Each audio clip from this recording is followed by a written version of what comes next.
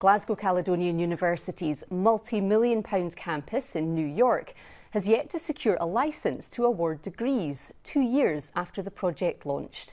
Labour describe it as a white elephant, but university bosses insist it will come good. Here's our political correspondent Glenn Campbell. It's a Scottish university with global ambitions. Glasgow Caledonians working to build its international reputation with college partnerships in Oman and Bangladesh, and by opening campuses in London and New York. New York is firmly established and beginning to thrive and beginning to create its own revenue streams. The university principal seems happy with progress. But breaking into the New York market proving far harder than bosses here in Glasgow thought. They applied for degree granting authority in early 2013. 2.5 years later, they're still waiting to secure a licence. It does strike me that what we have here is a university's ambition going far ahead of what they can deliver in reality. And what we're left with is a very expensive white elephant. University bosses say Labour's criticism is grossly unfair. It's a good investment as far as we are concerned. The business case was robust.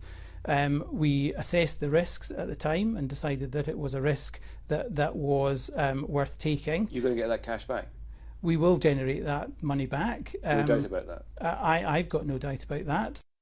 In September 2013, they signed a 15-year lease for these premises in downtown Manhattan.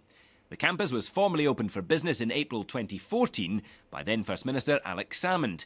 By October this year, Glasgow Caledonian had spent £5.6 million developing its New York outpost, although they insist none of this draws on public funds. It's worrying in an age of wage restraint, which all workers in higher education have had to face, and austerity in general, that money has been used on quite a speculative project, which the unions have always thought was too high risk to get involved with at the current time.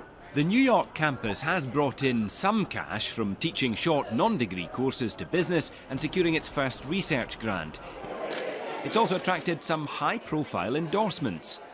Glasgow Caledonia, of course, is the first Scottish university to establish a campus here in New York. It is an absolutely fantastic development.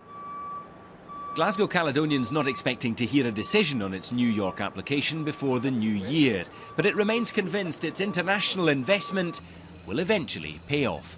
Glenn Campbell, reporting Scotland. The Scottish